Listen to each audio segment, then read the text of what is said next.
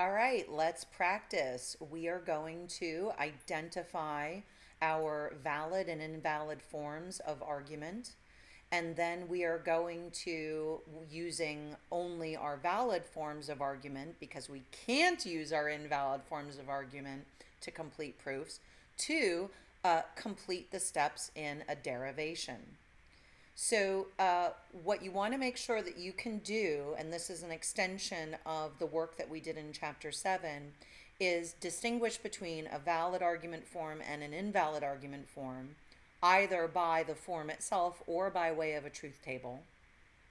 But then you want to get really comfortable, and this is much more specific to our work in Chapter 8, with employing the valid argument forms as rules in steps of a proof.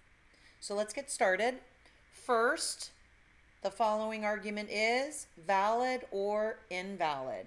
You go ahead and do one of two things. Consult your rule forms from the text or your notes, or generate a truth table, and then come back and see what the answer is.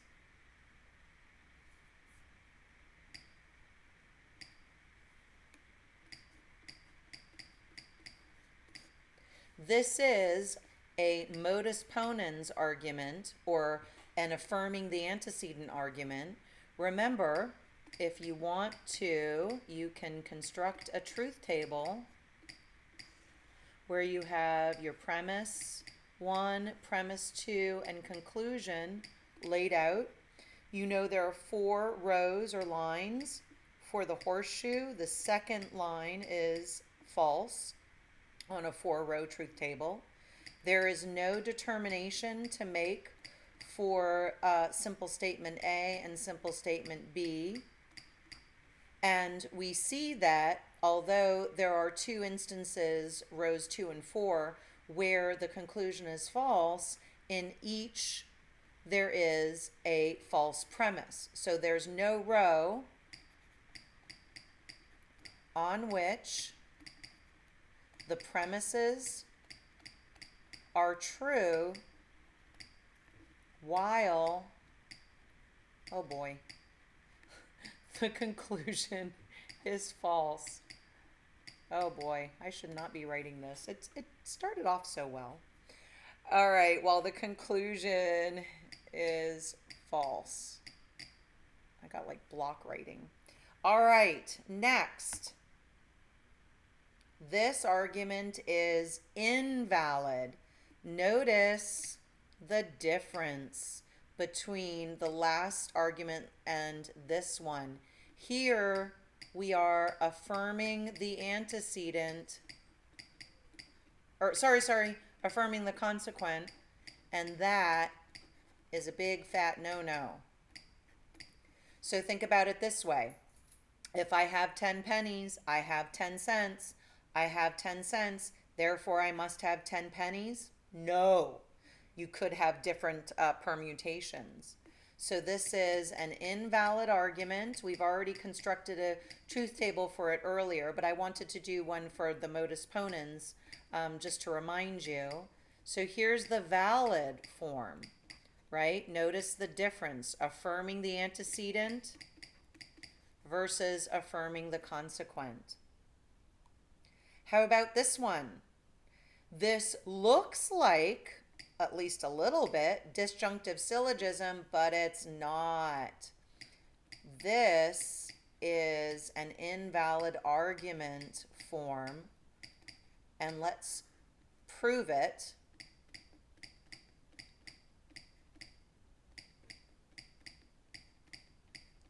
Are you guys comfortable with what I've done here, right? We have 2 simple statements, and so 4 lines of the truth table. The first statement is alternating true, false, true, false, or true, true, false, false. And then the second one is true, false, true, false. So we know that the disjunction is false when and only when each disjunct is false. And then all we're doing is taking the original values of A, because there's no operator working on this statement, and we simply plug them in. And then we're going to take B's values, which are true, false, and reject them by way of the definition of the tilde. Now, look at row number 1. False conclusion, true premises. This argument is invalid.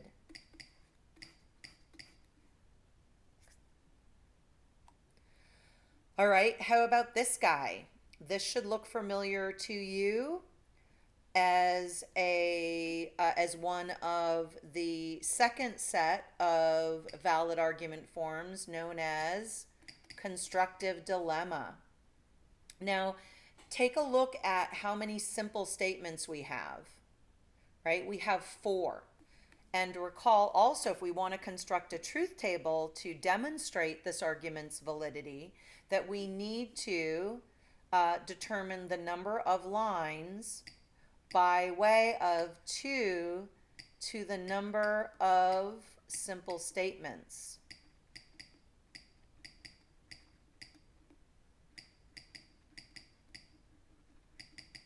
So here it would be 2 to the power of 4. So 2 times 2 is 4, times 2 is 8, times 2 is 16. So 16 rows, which would mean 8 true, 8 false for A. Then 4 true, 4 false for B. So this would be A, B. C would be 2 true, 2 false, all the way for 16, right? And then D, as the last, alternates, true, false, all the way down for 16 rows. Okay? Another way we could test this argument for validity is by an indirect truth table. Now, I'd like to try that with you just to see what you guys think about this. And it may be the case that you go, ooh, cool, it's so much easier than 16 rows. And some folks are going to say, oh my gosh, I don't like this at all. But let's give it a try. So here's how it works. We are going to first erase everything that I've written, and we are going to take each of these premises and lay them out just as we would if we were constructing a complete truth table. So we're going to take A horseshoe B dot C horseshoe D, A wedge C, therefore B wedge D. But instead of writing a complete truth table, we are going to construct what's known as an indirect truth table. And this is a really handy way when you're dealing with rows and rows and rows of truth table lines, of truth table calculations to determine whether or not an argument is valid without having to construct all those rows. So I also wanted to show you this method because I think it really hammers away at the meaning of validity. We know that it is impossible for an argument to have true premises, right? So a whole bunch of true premises and a false conclusion and be valid, right? This is an invalid argument, right? So what if we don't know that the argument is valid, or we know the argument's valid, but we want to show that it's valid? One of the great approaches is to assume the argument is invalid and then work backward. So what does it look like for this argument to be assumed invalid? True premises and a false conclusion. Then by working backward, what I mean is something we did in our practice for chapter 7, we take our truth definitions and we infer from the meaning of the whole, from the definition of the whole, what the parts will be or must be. So we've got, for a disjunction of a wedge, only one circumstance in which our wedge is false, and that's when both or each of our disjuncts is false. Okay, so remember what we're doing is we're testing this argument to see if we can maintain invalidity. In other words, if there is a row on which this argument comes up invalid, by the indirect truth table method, we'll find it. All right, so now if B is false, we're going to plug that value in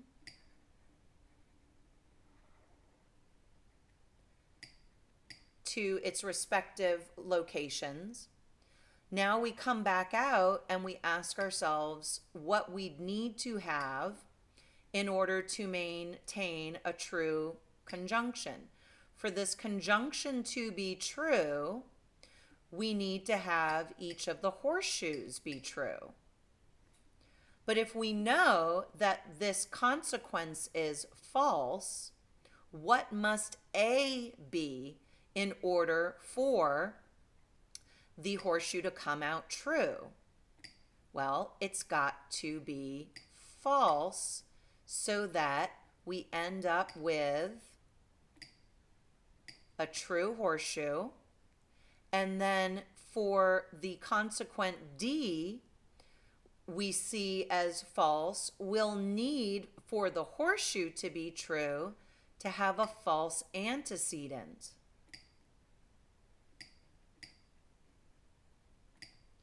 Okay, fair enough.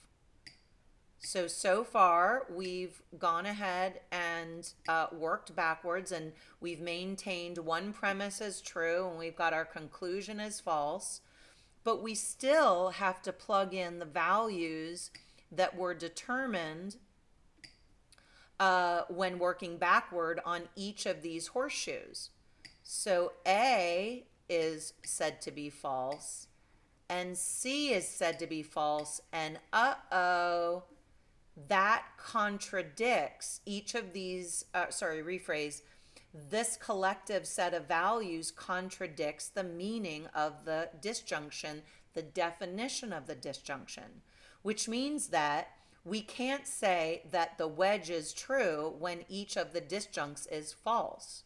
So when you run into a contradiction,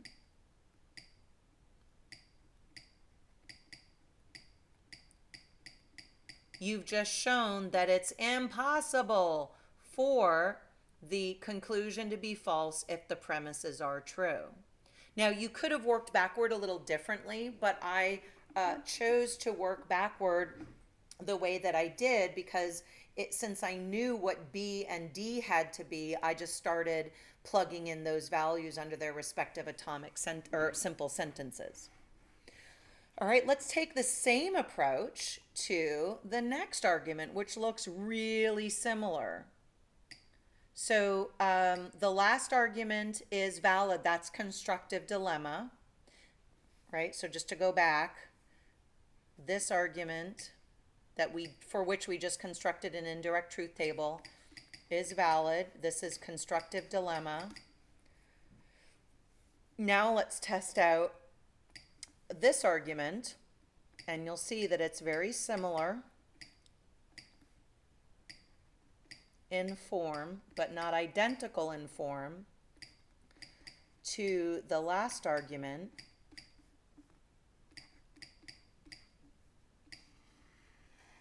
What are we going to do? We're going to assume the premises are true and the conclusion is false. If this wedge is false, A must be false and C must be false. Let's take those values and plug them in. Now, in order for dot to be true, horseshoe has to be true. and we are saying that A and C are false, that means that B and D could be true or false, right? Because horseshoe is true in three ways. When the antecedent's true and the consequent is true, when the antecedent is false and the consequent is true, when the antecedent is false and the consequent is false. So it really doesn't matter what we make B, and it really doesn't matter what we make D, we're going to end up with a true horseshoe. Now remember, what I'm asking us to do here is to see if we can maintain invalidity. Well, we can, because we can go ahead and make B true and D true, plug those values into B and D in the sentence B disjunction D or B wedge D, and we see that we have no contradiction. So there's no contradiction of the truth definitions.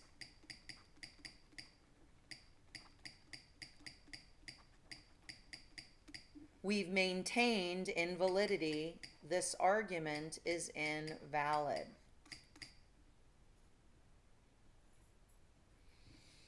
All right, what do you think this one looks like? Remember we talked about imposters. This is an argument that looks like modus tollens, but it's not, and that's because what's happening is we're denying the antecedent, and that is an invalid move. It's invalid to infer a denial of the consequent from a denial of the antecedent. How do we know? For sure, let's construct an indirect truth table. Isn't it fun? Assume the argument is invalid. Okay, so if the conclusion is false, that means that B must be true, correct? So I'll plug that value in here. And if B is true, it doesn't matter what A is. The horseshoe is true, right? There's only one way in which horseshoe is false, and that's when the antecedent is true and the consequent is false. But let's finish this out anyway. So not A, tilde A is true, which means A is false. We plug that value in here, and we've not generated any contradiction, any truth definitional contradictions. The argument is invalid. Contrast that with, let's do red. Contrast that with modus tollens, aka denying the consequent. When we try to make this argument invalid, we're going to run into trouble. So we only know that the horseshoe is going to be true if B is true, right? So let's make B true. But notice, if we try to make B true, we run into a contradiction. We could also generate the contradiction another way.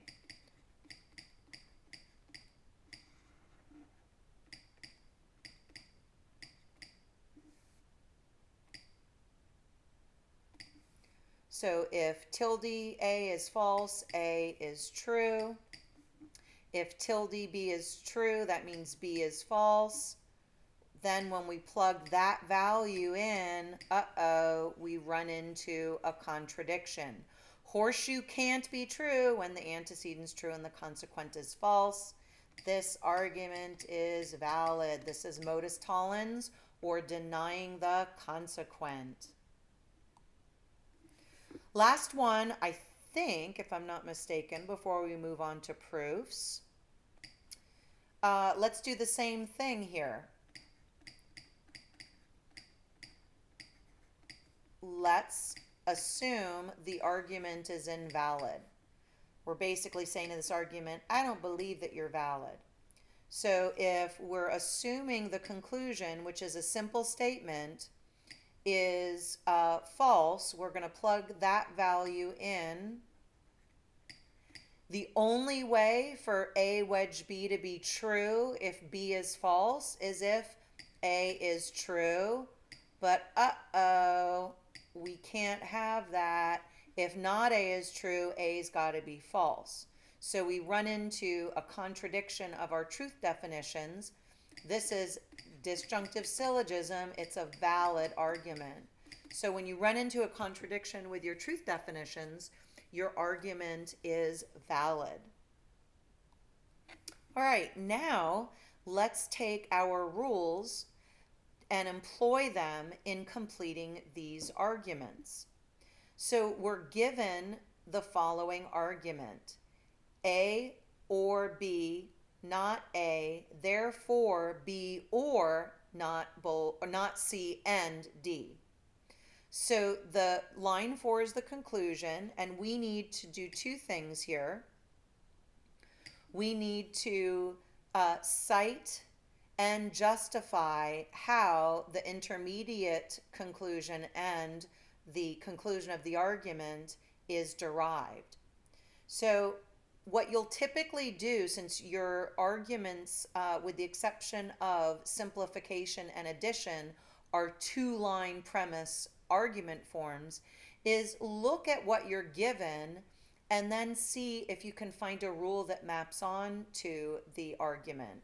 So you'll notice that disjunctive syllogism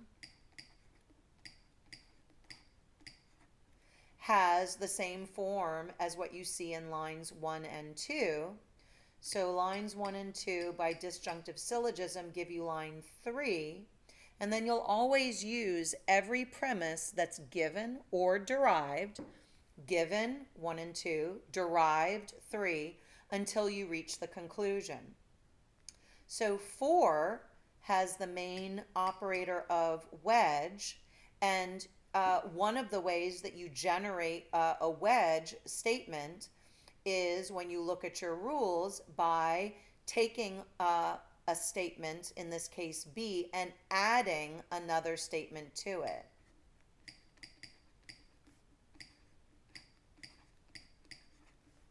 And that statement can be complicated, right? It doesn't have to be a simple statement. Okay, in this proof, we've got 3 premises and then 2 derived lines, the last of which is the conclusion. So one of the things that you should do is look at what you're given and see what rules might map. So for example, if you look at, let's say, lines 1 and 2, you'll notice that line 2 has nothing to do with the elements in line 1. So there's no way you can combine these two. But if you then look at lines 1 and 3 and you pull them off to the side, you'll see a modus tollens move. So as you're practicing with this stuff, one of the ways that you can go forward is to ask yourself the following. Okay, can I do anything with lines 1 and 2? Can I do anything with lines 2 and 3? How about 1 and 3? And then look, of course, at what if you're given a constructed proof that you're completing, look at what's been derived, and then you can determine the best way forward. So this is the modus tollens move from lines 1 and 3. Now remember, I mentioned that every premise that you've either been given or derived as a sub-conclusion is going to be used. You won't have anything left unused. So that means that you need to use C. In addition, you've derived A but haven't yet used it. So since there's one more step, you'll need to use A, and you can tell that dot is the main connective here, main operator, I should say. And so lines 2 and 4 have been conjoined to yield the conclusion. Okay, now once again we have some complicated statements, right? We've got one statement that's got two operators, one statement that's got two operators plus a pair of parentheses. But remember what you're doing. You're focusing on the main connectives. So for example, when you see that you have a dot, one of the first things you might consider doing is eliminating the left side, right? Simplifying. And notice that line 4 is perfect for the move that I just talked about. Line 1 simplified gives you line 4. Then take a look at line 5. Line 5 is C horseshoe D. Notice that C horseshoe D happens to be the right side of a wedge, and I've just inferred that the left side of wedge is not the case. So from lines 3 and 4, by disjunctive syllogism, and keep looking back and forth from the proof to your rules, proof, rules, and you'll start to see them more clearly as you go forward. We get by disjunctive syllogism C horseshoe D. Consider also checking off premises as you have used them. Doing so will let you know that you have used them. You may use them again, but it also tells you what you haven't yet used. So take a look at 2 and 5. And by modus ponens, you've got 6.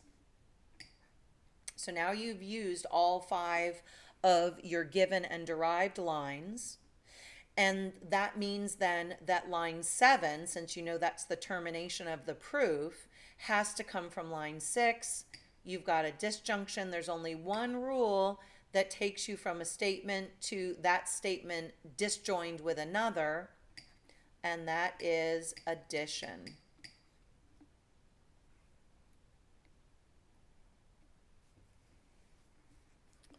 Okay, now what I'm going to do is ask you to go ahead and pause the video, see if you can complete this proof on your own, and then come back to see what I've done. All right, I know there are a lot of arrows here, but I think you'll be able to follow them. First, let's look at line 4. Line 4 comes from, and let me change pen color here real quick. Line 4 comes from line 3 by way of addition. 5 comes from 1 and 4 by constructive dilemma. And again, cross-check these moves against your rule forms, against the forms that you have highlighted in your text or in your notes, where you've got, for example, P horseshoe Q dot R horseshoe S, P or R, therefore Q or S, right? Like the disjunctive syllogism move we just made. Then line 6 comes from 2 and 5 by disjunctive syllogism.